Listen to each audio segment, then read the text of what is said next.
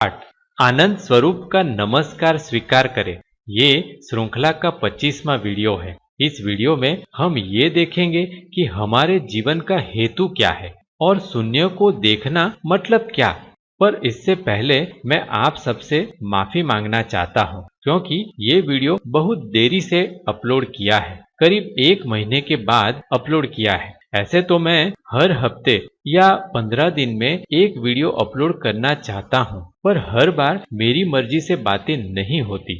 इस बार पहले मेरा कंप्यूटर बिगड़ गया था। आपको तो पता ही है कि मेरा कंप्यूटर बहुत पुराना हो गया है, तो उसे थोड़ी मरम्मत करानी पड़ी। और जब वह ठीक हो गया तो जीवात्मा जगत से आदेश हो गया कि अभी कुछ करना नहीं है। जैसे आप सब जानते ही है कि मैं ये जो सब बता रहा हूँ वह जीवात्मा जगत से ज्ञान को पकड़कर आपको बता रहा हूँ। तो होता ये है कि मैं ध्यान में बैठता हूँ और जो बातें मुझे मिले वह लिख लेता हूँ और फिर उसका वीडियो बना देता हूँ। पर इस बार जैसे ही मैं बैठा तो ये ही आदेश आया कि अभी कुछ बताना नहीं है, कोई विचार ही नहीं थे, तो मैं आपको क्या बताता। इसलिए वीडियो बनाया भी नहीं और अपलोड भी नहीं किया। पर जब फिर से विचार मिलने शुरू हो गए तो उसका वीडियो बना दिया। तो इससे आप एक बात ये भी समझ सकते हैं कि परम ऊर्जा की इच्छा से चलना मतलब क्या होता है। ऐसे मेरा विचार तो ये है कि हर हफ्ते या 15 दिन में वीडियो अपलोड करना है। पर परम ऊर्जा से कुछ ज्ञान उतरता ही नहीं तो 1 महीना हो या 1 साल चुप बैठना पड़ता है। तो इससे आपको पता चलेगा कि कैसे नकली लोग अपनी बातें बोल देते हैं। ऐसा होता है कि बीच में कुछ समय के लिए जीवात्मा जगत से कोई संदेश नहीं होता, तो सच्चा साधक कहेगा कि अभी मेरे पास कहने को कुछ नहीं है, और नकली साधक अपनी खुद की बातें जोड़कर बता देगा। ऐसा ही मैंने कई पुस्तकों में और कई गुरु के पास देखा है कि पहले पहले जब उन्हें जीवात्मा जगत से ज्ञान मिलता है तो वह बहुत अच्छा और सच्चा होता है, और जैसे ही जीवात्मा जगत का संपर्क बंद हो जाता है तब वह कुछ न कुछ अपने से कहने लगता है जो कि गलत होता है। इसलिए मैं एक ही गुरु के पास से सब ज्ञान लेने के पक्ष में भी नहीं हूँ। जैसे मैंने पिछली वीडियो में बताया कि हमें जो जानना जरूरी है वह जीवात्मा जगत हमें किसी भी माध्यम से बताता रहता है। तो अगर हम हमारे खुद के पैरों पर खड़े होंगे तभी सही और गलत की पहचान कर सकेंगे। तो आशा है कि आप बात को समझ गए होंगे। चलिए तो ये वीडियो के विषय को आगे देखते हैं। ऐसे बहुत लोग मुझे पूछते हैं, और पहले मुझे खुद को भी ये प्रश्न बहुत परेशान करता था कि मैं यहाँ क्या करने आया हूँ, यानी हमारे जीवन का हेतु क्या है। ऐसे ज्यादातर लोग ये समझते हैं कि हम कुछ स्पेशल है और बहुत बड़ा काम करने के लिए ये पृथ्वी पर आए हैं। पर सत्य ये है कि हमारे जीवन का कोई हेतु नहीं है, ना ही हम यहाँ कोई खास काम करने आए हैं। मुझे पता है कि ये बात समझना बहुत कठिन है। कठिन सिर्फ हमारे ईगो की वजह से होता है। इसलिए मैं ये सब वीडियो बनाना ही नहीं चाहता था। ये श्रृंखला 15 वीडियो पर ही बंद कर देने वाला था, पर फिर 25 वीडियो किया और 24 वीडियो आने तक पता चला कि और भी बहुत कुछ कहना पड़ेगा। पर मुझे पता है कि कोई भी मेरी बात को समझ नहीं रहा।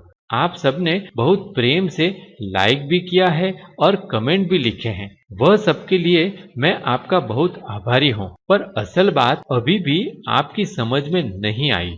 तो जीवात्मा जगत से मुझे जो मिलता है उसका बहुत थोड़ा भाग मैं यहाँ बताता हूँ, क्योंकि वह समझना कठिन है। मुझे भी ये सब बातें समझने में करीब 15 साल लग गए। तो मैं बातों को आपके नजरिए से समझाने की कोशिश करता हूँ।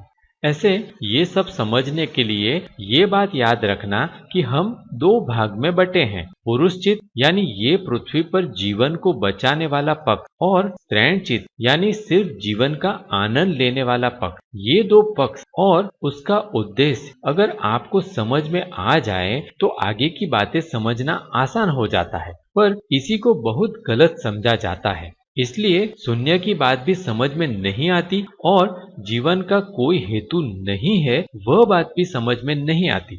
ऐसे बहुत लोग मुझे कहते हैं कि मैं स्त्रैण चित्त हूँ अब ज्यादातर लोग अपने को स्त्रैणचित इसलिए मानते हैं क्योंकि वह थोड़ा शांत रहते हैं या झगड़े वगैरह नहीं करते या धार्मिक बातों में रस लेते हैं, तो वह समझते हैं कि मैं स्त्रैणचित हूँ। पर ऐसा नहीं है। मेरे देखे इस पृथ्वी पर अभी ज्यादातर लोग पुरुषचित ही है।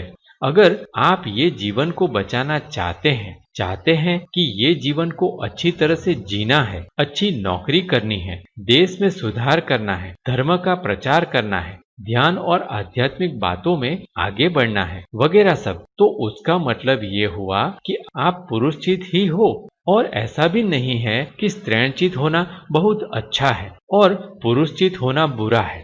जैसे मैं एक उदाहरण बताऊं तो अगर मैं ये कहता हूं कि आप लोग ये बात नहीं समझ रहे, ये देखकर मुझे बहुत दुख होता है, तो ये मैं पुरुषचित की ओर से कह रहा हूं। और अगर मैं ये कहूं कि जाने दो, जिसको समझ में नहीं आता उसे छोड़ ही दो, मुझे पूरी बात समझ में आ गई तो मैं छूट गया, बस वो ही काफी है, तो ये मैं स्त्रैणचित की ओर से बोल रहा हूं। अब ना पुरुषचित ना स्त्रैणचित पर दोनों के बीच में रहने पर परम ऊर्जा की बात पता चलती है। तो ना मुझे आप लोग नहीं समझ रहे उसके लिए दुखी होना है, ना ही आपको बताना छोड़ देना है, दोनों के बीच में रहना पड़ता है। तो चलिए पहली बात शून्य की ही करें। ऐसे तो मैंने शून्य के बारे में 22 नंबर के वीडियो में बताया था, पर फिर भी बहुत से लोगों को ये समस्या है कि शून्य क्या है, और सब मुझे पूछते हैं कि हम शून्य को कैसे देख सकते हैं। तो असल में शून्य को देखना या पा लेना मतलब क्या, वह देखना बहुत जरूरी है, क्योंकि जब तक आपको ये पता नहीं चलता आगे बात करने का कोई मतलब ही नहीं होता। अब मैंने ये वीडियो श्रृंखला में 21 से 23 नंबर के वीडियो में ध्यान का पूरा प्रोसेस बताया था, तो उसमें आखिर में शून्य दिखता है ऐसा बताया गया और फिर मोक्ष मिल जाता है। तो बहुत लोगों को ऐसा लगता है कि शून्य कुछ ऐसा होगा कि जो दिखेगा और बहुत अच्छा होगा। बहुत लोग शून्य के बारे में बहुत कुछ मसालेदार बातें प्रचलित कर देते हैं, इसलिए सत्य समझना बहुत मुश्किल हो जाता है। अब शून्य हमें रोज दिखता ही है, पर हम उसी से भाग रहे हैं, यानी हम शून्य से पीछा छुड़ाने के लिए भाग रहे हैं, अलग अलग रास्ते ढूंढ रहे हैं और फिर कहते ये है कि हमें शून्य को पा लेना है। तो अगर शून्य को पाना है तो शून्य से भाग क्यों रहे हो? प्रश्न ये होता है कि हम शून्य से भाग क्यों रहे हैं, या शून्य असल में क्या है। शून्य का मतलब होता है कुछ भी नहीं। तो हमें समझना है कि ये जो हम मांग रहे हैं कि पति पत्नी के बीच में कभी झगड़ा ही ना हो, अच्छी नौकरी मिले, अच्छे बच्चे मिले, ध्यान में बहुत अनुभव हो, ऐसा कुछ भी नहीं होता। वह समझ लेना ही शून्य को समझ लेना है। अब बहुत लोग कहते हैं कि मेरे पति से या पत्नी से झगड़ा हो गया और डिवोर्स भी हो गया, तो ऐसा क्यों हुआ? अब ये सब इसलिए होता है क्योंकि हम माया में ही जी रहे हैं और परमात्मा हमें दिखाता है कि ऐसा कुछ भी नहीं है। तो जब तक पति पत्नी साथ है अच्छा है, जब साथ नहीं रह सकते तो अलग हो जाना है और दुख नहीं करना। तो इसे कहते हैं शून्य को देखना, कि एक पति पत्नी के रूप में हम साथ में नहीं रह सकते। बस बात खत्म हो गई। पर सब लोग बहुत दुखी हो जाते हैं कि ऐसा क्यों होता है, परमात्मा ऐसा क्यों करता है। अब ये सब परमात्मा नहीं करता, पर हम खुद ये सब प्लान करके ये जीवन में आते हैं। ये बातें मैंने पहले ही बता दी है, पर वह बात आपको समझ में नहीं आई। तो एक पति पत्नी प्लान करके आते हैं कि हम इस बात पर झगड़ा करेंगे और अलग हो जाएंगे, ताकि हम समझ सके कि ये पति पत्नी के रूप में रहना ये सब माया है। पर ये शून्य यानी कि ये पति पत्नी का रिश्ता कुछ भी नहीं है, ऐसा हम समझते ही नहीं, पर दुखी हो जाते हैं। हमने कोई एक बार शरीर थोड़ा लिया है। जब जब ये ऊर्जा ने शरीर लिया है तब तब कोई और व्यक्ति पति पत्नी के रूप में आए हैं। तो ये ही मेरा पति है या ये ही मेरी पत्नी है, वह एक माया है। ऐसे ही सभी बातों में भी है, किसी का पति तो किसी की पत्नी तो किसी के बच्चे या किसी के माता पिता मर जाते हैं, तो वह बहुत दुखी हो जाता है, कहता है कि मेरे साथ ऐसा क्यों हुआ, परमात्मा ऐसा क्यों करता है। अब परमात्मा आपको दुखी करने में रस नहीं लेता। सब कुछ हम खुद प्लान करके ही आते हैं। ऐसी परिस्थिति में हमें समझना है कि सबकी मृत्यु तय है। ये पृथ्वी पर जो जन्म लेता है उसकी मृत्यु होगी ही, तो फिर इतना दुखी होने की बात क्या है? जब हमारा कोई प्रियजन मर जाता है तो ये शून्य दिखता है कि ये जीवन में कुछ नहीं है। हमें दिखता है कि हम सबकी मृत्यु होगी ही। अब इस बात को हमें समझना है कि ये तो प्रकृति का नियम है, पर हम समझते नहीं और सिर्फ दुखी होते हैं। बहुत लोग मुझसे पूछते हैं कि मुझे नौकरी नहीं मिल रही, कोई बताता है कि बिजनेस अच्छा नहीं चलता, तो ये बताता है कि हम यहाँ पैसा कमाने के लिए नहीं पैदा हुए। बहुत लोग ये समझते हैं कि हम सिर्फ नौकरी करके या बिजनेस करके या शेयर मार्केट करके पैसा कमाने के लिए ही यहाँ आए हैं। पूरे दिन और पूरी जिंदगी सिर्फ पैसा कमाने में और शेयर बाजार चलाने में ही निकाल देते हैं। अब उन्हें ये पता ही नहीं चलता कि इतना पैसा कमा के करेंगे क्या। मकान, जमीन, बैंक बैलेंस सब जमा करके करेंगे क्या। ये सब इकट्ठा करने में पूरा जीवन बर्बाद कर देते हैं। और फिर जब शरीर में सारी बीमारियां भी लग जाती है तो ये पैसा क्या करेगा। अब देखो, ये कोरोना की महामारी ने सबको बता दिया कि हमारे मकान, जमीन, पैसा, यहाँ तक कि फॉरेन में रहने वाले हमारे रिश्तेदार और मित्र भी कुछ नहीं कर सकते। तो ये शून्य को देखने का बहुत बड़ा अवसर है। हमें समझना है कि ये जो हम पैसा पैसा करते रहते हैं वह सब माया है। हम यहाँ सिर्फ नौकरी या बिजनेस करके पैसा जमा करने या बड़ी बड़ी जमीन और मकाने खरीदने के लिए नहीं आए। ये सच है कि पैसा हो तो जीवन आसान होता है, पर पूर्ण नहीं होता, आनंद नहीं मिलता। तो जब कोई समझ जाता है कि शून्य का मतलब ये होता है कि हमने ये जो सब माया पकड़ रखी है कि ये ही होना चाहिए, ऐसा ही होना चाहिए, ये होगा तो ही जीवन चलेगा, वह सब माया है। तब उसे असल जीवन का हेतु क्या है और हम यहाँ क्यों पैदा हुए हैं वह बात समझ में आती है। तब वह आनंद से जी सकता है और आनंद से मर सकता है। तो आशा करता हूं कि पहली बात कि शून्य क्या है वह आपकी समझ में आ गया होगा। तो अब जब भी कोई तकलीफ हो तो उसमें दुखी नहीं होना, पर यह समझना है कि परमात्मा दिखा रहा है कि ये सब माया है, तो मैं उसे छोड़ दूं और आगे बढ़ता जाऊं। ये बात भी याद रखना कि ऐसा नहीं है कि ध्यान करने पर आपको कोई अलौकिक बात या रास्ता मिल जाएगा कि जिससे आपकी सभी परिस्थिति एकदम अच्छी हो जाएगी। ध्यान से सिर्फ इतना होता है कि आप अभी जो छोटी छोटी बातों से लेकर बड़ी बड़ी बातों में हद से ज्यादा दुखी हो जाते हो वह बंद हो जाएगा। फिर नौकरी छूट जाएगी तो आपको पता रहेगा कि ये तो समाज की व्यवस्था है, तो मैं कुछ और करूंगा। और कोई प्रियजन की मृत्यु होगी या हमारी खुद की मृत्यु दिखने लगेगी, तब भी पता रहेगा कि ये तो प्रकृति का नियम है, एक दिन तो मुझे मरना ही है। जब ये बात कोई समझ लेता है और किसी भी दुख में दुखी नहीं होता, उसे शून्य को पार कर लेना कहते हैं। ऐसा नहीं है कि शून्य को पार कर लिया मतलब अब तकलीफें आएगी ही नहीं। बीमारी आ सकती है, प्रियजन की मृत्यु हो सकती है, और खास बात कि हमें हमारे खाने के लिए पैसे खुद ही काम करके कमाने पड़ेंगे। ऐसा नहीं है कि शून्य को जान लिया मतलब अब आसमान से आपके लिए पैसे बरसने लगेंगे और आप आराम से जीवन जी सकते हो। मैं मेरा ही उदाहरण बताऊं तो मैंने 2016 में मेरा बिजनेस बंद कर दिया, तो मुझे बहुत ही तकलीफ हुई, पर जीवन चल रहा है। तो मुझे ये पता चल गया कि जीवन सिर्फ पैसों से नहीं चलता। और जैसा मैंने चक्रों वाले वीडियो में बताया है कि जब कोई सहस्रार चक्र को पार करता है तो उसका शरीर से नाता टूट जाता है, तब उसका शरीर तेजी से बिखरने लगता है। तो ये सब जान लेने पर मेरा शरीर भी बड़ी तेजी से बिखरने लगा है। तो जैसे तैसे शरीर को संभाले रखता हूँ, पर फिर भी मेरी सेहत अभी तो अच्छी है, पर पता नहीं कब मौत आ जाए। तो ये कोई दुखी होने की बात नहीं है, ना ही मैं परम ऊर्जा के विचारों पर चलना छोड़ देता हूँ।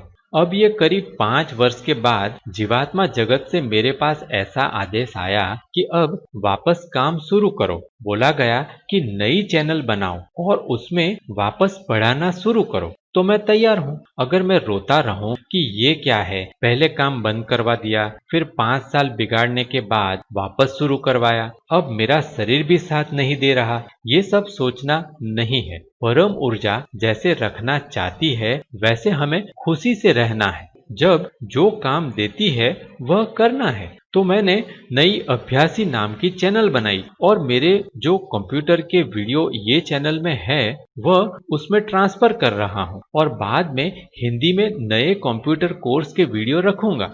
आप सबको भी विनती है कि जो भी कंप्यूटर शिक्षा में इंटरेस्ट रखता है वह मेरी नई अभ्यासी चैनल को सब्सक्राइब कर सकता है। मुझे पता नहीं कि ये काम मैं कब तक कर सकूंगा, पर जब तक ये शरीर चल रहा है और परमात्मा काम दे रहा है तब तक वह काम करते जाना है। अगर ना हो सके तो उसमें दुखी भी नहीं होना। तो अब सफलता या निष्फलता की कोई चिंता नहीं है, सिर्फ परम ऊर्जा के निर्देशन में काम करना है। तो आपको मेरे उदाहरण से समझ में आ गया होगा कि हमें कंप्लेन करते नहीं रहना। परम ऊर्जा जो रास्ता दिखाती है उस पर चलते जाना है। ये भी नहीं सोचना कि ये सफल होगा या नहीं, मेरी सामर्थ्य है या नहीं। अगर हम ये सब सोचने बैठते हैं तो परम ऊर्जा के मार्ग से हट जाते हैं। मुझे मेरे अपने अनुभव से पता चल गया कि सिर्फ पैसों से जीवन नहीं चलता, पर फिर भी जीवात्मा जगत पैसे कमाने के लिए जो रास्ता दिखाता है उस पर चलना तो पड़ेगा।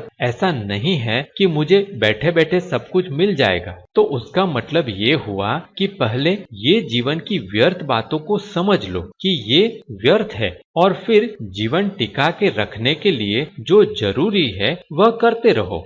उसमें ना दुखी होना है, ना ये सोचना है कि देखो मैंने सब कुछ ठीक कर दिया, क्योंकि यहाँ कर्ता परमात्मा है, हम नहीं। वह जो करवाता है वह हमें करते रहना है। अब बात आती है जीवन के हेतु की। तो चारों ओर देखो तो आपको पता चलेगा कि हमारे जीवन का कोई हेतु नहीं है। आप पेड़ पौधे, फल फूल, पशु पक्षी सबको देखो, उनके होने का क्या कोई हेतु है? नहीं, उसका कोई हेतु नहीं है। एक फूल खिलता है तो उसका क्या हेतु है? क्या वह आपको अच्छा दिखाने के लिए खिलता है? एक फल पकता है तो क्या वह आपके खाने के लिए पकता है? नहीं, उसका कोई हेतु नहीं है। अगर आप नहीं होंगे तो भी फूल खिलेगा और आप नहीं खाएंगे तो भी फल पक कर गिर जाएगा, वापस मिट्टी में मिल जाएगा। ये एक चक्र है। हाँ, हम फल खा सकते हैं और उससे हमें ताकत भी मिल सकती है, पर ये फल के होने का हेतु नहीं है। वैसे ही हम इस पृथ्वी पर जीवित हैं तो दूसरे के काम आ सकते हैं, दूसरों को प्रेम कर सकते हैं, पर वह हमारे होने का हेतु नहीं है। जब एक पेड़ पैदा होता है तब हम ये नहीं पूछते कि ये पेड़ के पैदा होने का हेतु क्या है। जब एक पेड़ मर जाता है तब भी हम ये नहीं पूछते कि ये पेड़ क्यों मर गया। जब एक पशु पैदा होता है तो हम ये नहीं पूछते कि इसके जीवन का हेतु क्या है। और जब एक पशु मर जाता है तब भी हम ये नहीं सोचते कि ये पशु क्यों मर गया। यहाँ तक कि बहुत से मनुष्य मर जाते हैं। हम आए दिन देखते हैं कि कोई ना कोई मर रहा है, तब भी हमें ये प्रश्न नहीं होता कि इतने लोग क्यों मर जाते हैं। पर जब बात हमारे खुद पर आती है तो हमें प्रश्न हो जाता है कि मैं क्यों मरूंगा। ये ही हमारा ईगो है। हमने अपने आप को बहुत स्पेशल समझ रखा है, इसलिए ऐसा सोचते हैं कि मैं क्यों पैदा हुआ, मेरे जीवन का हेतु क्या है और मैं क्यों मर जाऊंगा।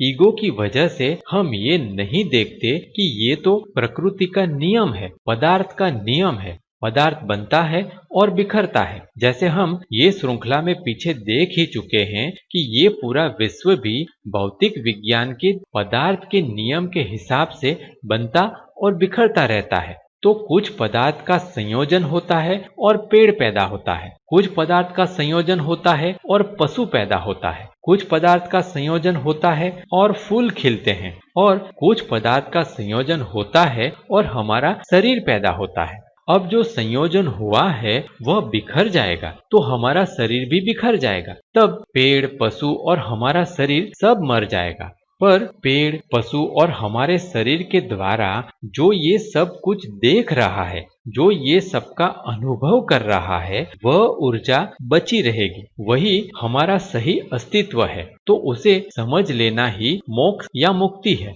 तो ऐसा नहीं है कि हम किसी खास काम के लिए यहाँ पैदा हुए हैं। जब हम ये सब समझ लेते हैं कि ये जीवन में हम जो भी कार्य, इच्छा या भावनाएं करते हैं वह सब माया है, उसका कोई फायदा नहीं है, वह सब सिर्फ काम चलाओ समाज की बातें हैं। इस समझ को शून्य को समझ लेना कहते हैं। जब एक बार ये पता चल जाए कि ये जीवन माया है, तब अगर हम पुरुषचित यानी इस पृथ्वी पर जीवन बचाने के पक्ष की ओर से सोचें तो हमें बहुत उदासी आती है कि अगर ये जीवन का कोई हेतु ही नहीं है तो फिर जिंदा रहकर क्या करना है। तब हम सुसाइड कर लेने का सोचने लगते हैं। और दूसरी ओर अगर हम स्त्रैणचित पक्ष के जैसा सोचे कि जीवन है तब तक सबसे ज्यादा आनंद ले लो, तो वह भी गलत हो जाएगा, क्योंकि उससे भी बहुत सी तकलीफें खड़ी हो जाती है।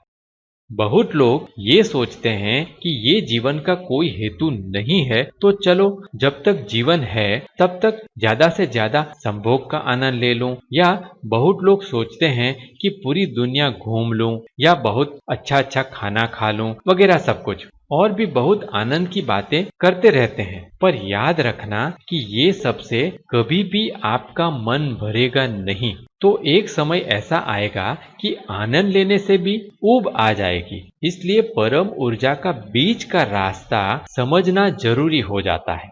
तो जीवन का कोई हेतु नहीं है ये जानकर बहुत दुखी हो जाना नहीं है, और उससे विपरीत ज्यादा से ज्यादा जीवन का आनंद लेने का भी सोचना नहीं है, पर परम ऊर्जा के निर्देशन में बीच में चलते रहना है। तो ये बात कि आनंदमय जीवन जीने के लिए हमें क्या करना चाहिए, वह बात हम आने वाले वीडियो में देखेंगे। ऐसे तो मैं ये श्रृंखला 25 वीडियो पर ही पूरी कर देने वाला था, पर शायद 2 वीडियो और अपलोड करूंगा। एक तो ये बताने के लिए कि एक आनंदमय जीवन जीने के लिए हमें क्या क्या करना चाहिए, और दूसरा ये पूरी श्रृंखला का सारांश करने के लिए। पर ये सब देरी से ही होगा, क्योंकि पहले मुझे जीवात्मा जगत के आदेश के हिसाब से मेरी नई अभ्यासी चैनल पर काम करना पड़ेगा। तब तक आप लोग ये वीडियो श्रृंखला में मैंने जो बताया है उसका बराबर अभ्यास करना और समझने की कोशिश करना। ये वीडियो देखने के लिए आपका बहुत बहुत आभार। ये वीडियो आपको पसंद आया हो तो लाइक, शेयर और सब्सक्राइब जरूर करें। धन्यवाद।